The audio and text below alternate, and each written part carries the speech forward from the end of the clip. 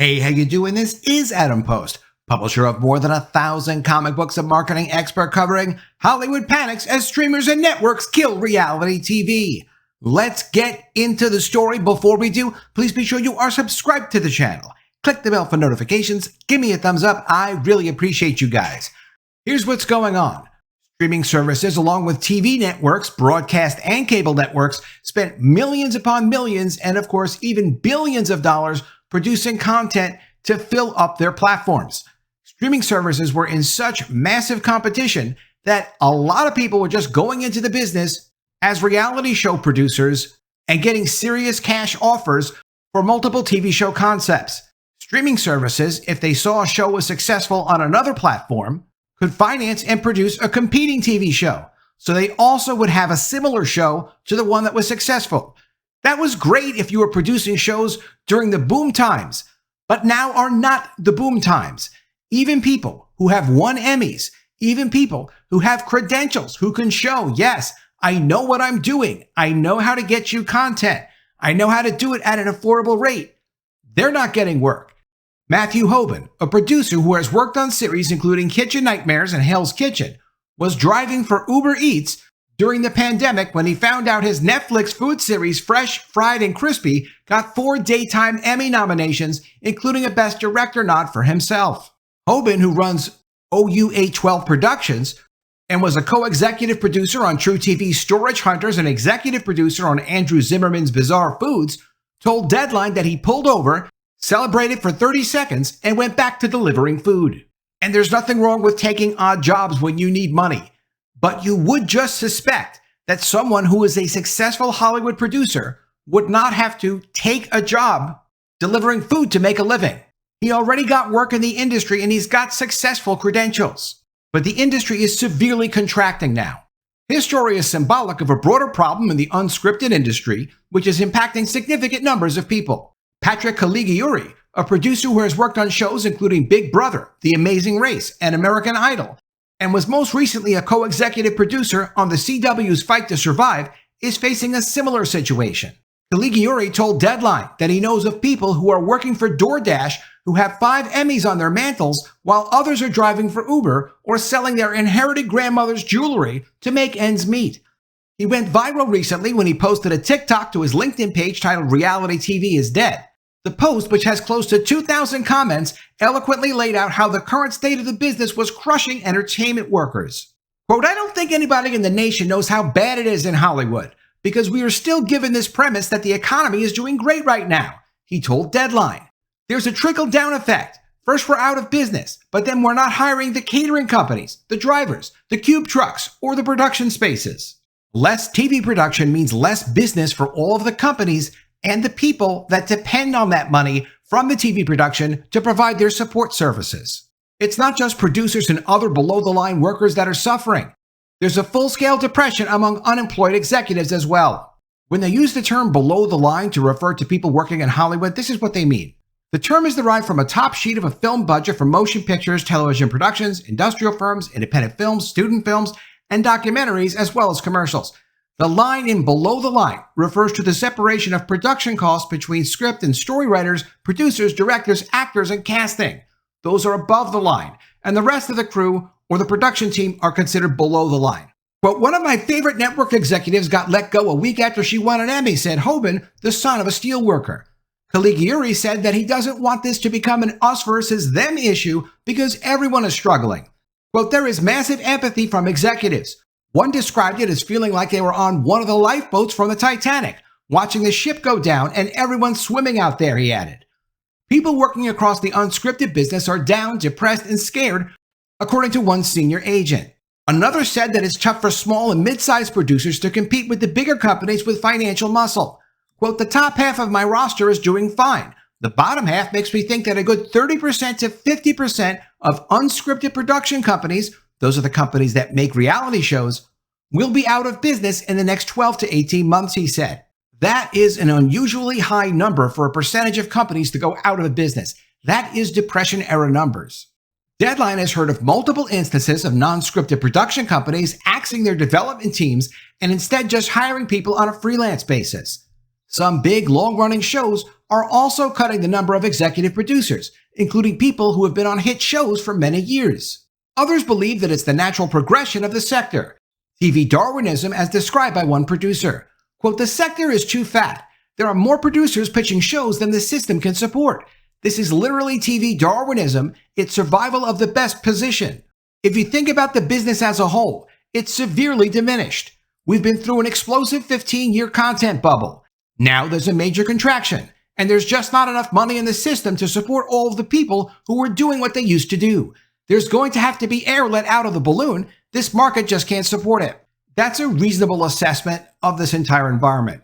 If Hollywood was a little bit more responsible in focusing on producing things that people actually want to see, there would be more resources to hire more people to make more shows because they have a product that people want to see. There is evidently less money in the unscripted world than there used to be. Networks are cutting the number of originals and trimming episode orders. For instance, cable networks that used to hand out 16 episode orders are now buying 8 episodes. 8 weeks of pre-production has turned into 4. 10 weeks of editing has become 7. So why would a cable network go and say, okay, a 16 episode series can now be 8 episodes? Because they don't need to produce 16 episodes to keep their viewers, to keep their customers. And that's what's also evolving here. There's much more of a push towards advertising supported streaming, for example, than there was just a year or 2 years ago. Amazon just reported from the Hollywood Reporter, Amazon advertising revenue surges in first quarter amid Prime Video ad expansion. Ad revenue grew by 24% in the first quarter as Prime Video turned on ads for its users. And a lot of people complained about ads coming onto Prime Video, but many people are still watching. This kind of ad revenue supporting TV programming could eventually support the production of more episodes and more shows, especially when the advertising revenue is so massive. On Amazon alone, and it's not just Prime, this includes other sources of advertising revenue on Amazon, but Prime is certainly a significant part of it. Advertising revenue on Amazon was $11.8 billion in the first 3 months of this year, compared to $9.5 billion just a year earlier. So it's growing, and it's growing significantly. And that will impact their business model. It has to impact their business model. It will support the production of more shows, just not yet, and particularly on cable networks. And if you own a cable channel, the economics are completely different. If you own a streaming service and you have no advertising revenue supporting it, that's also a different business model. The production companies have no idea how to support this, much less the unscripted production companies, much less the underfinanced, smaller unscripted production companies. Things are changing very fast. But we're making the best quality television that's ever been made. Beautiful, cinematic, gorgeous stuff, great stories. But under this level of pressure and nearly impossible expectations, the finished products have never been better. What seemed crazy is now the norm, said Hobin. Unscripted television is not immune to what's happening on a more macro level, such as general cost-cutting measures that have impacted other areas of entertainment as a result of the expensive push into streaming. There's also been a significant reduction in the cable television business. 10 years ago, there were up to 12 buyers to pitch a male-skewing reality series to, where now there's only a handful. Cable networks that used to order hundreds of hours of originals are also no longer doing so. Nat Geo and A&E Network's History Channel have largely moved away from volume orders and instead have been focusing on fewer premium docuseries. The former is working with the likes of Chris Hemsworth, Anthony Mackie, and James Cameron, while the latter just unveiled 2,500 hours of programming featuring President Obama, LeBron James, and Derek Jeter. Quote, "You need Tom Hanks to sell a show," after the History Channel revealed a new World War II docuseries hosted by the big star. The NBC Universal cable stations, Paramount networks, including MTV and Comedy Central, and Warner Bros. Discovery networks, are no longer ordering the same amount of shows that they used to. Kathleen Finch, chairman and chief content officer of Warner Bros. Discovery's U.S. Networks Group, admitted last year had been a rough time in the unscripted market. She told Deadline that producers shouldn't focus their attention on networks such as TNT and TBS. Earlier this year, True TV essentially became a sports network. There are, however, some bright spots. True crime has never been more popular, with networks such as Investigation Discovery and Lifetime taking advantage of the trend. Quote, "Across the board, I'm seeing more series get lit up than I did last year at this time, but it's still nowhere near 2018, one agent tells Deadline. The broadcast networks are also still largely relying on classic shows. ABC still has Dancing with the Stars, American Idol, Shark Tank, and The Bachelor. the latter responsible for the most recent unscripted success on broadcast TV. And CBS is doubling down on 90-minute episodes of Survivor and The Amazing Race. NBC has had success with new Jimmy Fallon shows such as Password and That's My Jam, but also still relies on long-running hits such as America's Got Talent, The Voice, and American Ninja Warrior. Fox orders the most new reality shows such as The Floor and its kitchen cupboard of Gordon Ramsay formats. Fox's The Masked Singer is arguably the last big broadcast reality show to break through in the past 5 years. Quote, networks have been renewing these shows at a higher clip than before, so the real estate is diminished, one source told Deadline.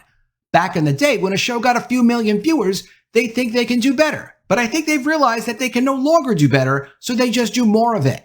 This has also slowed the development pipeline, where shows that used to take 6 months to get a decision are now taking a year, because they only want proven success.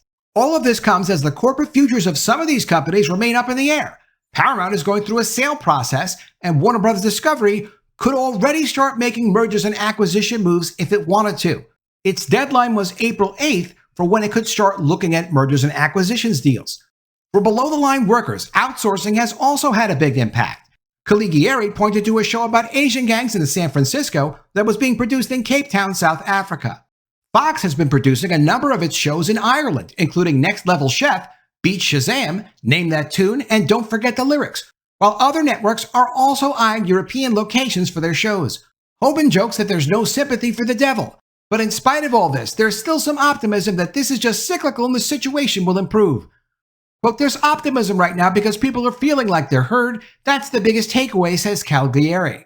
There was a massive boom buying content, all kinds of content, and then other studios and other streaming services competing for similar content.